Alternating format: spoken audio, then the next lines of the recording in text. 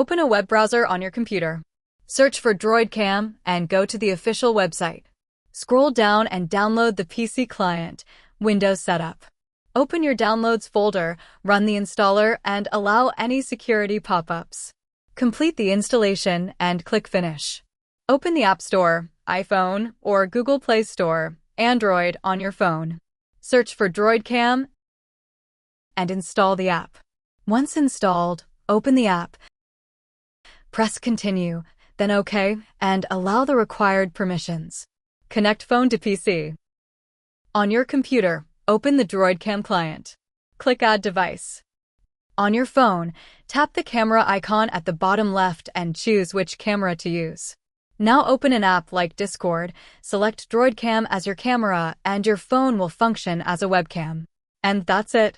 If you found this tutorial helpful, don't forget to like the video and subscribe for more tech tips and tutorials. Thanks for watching.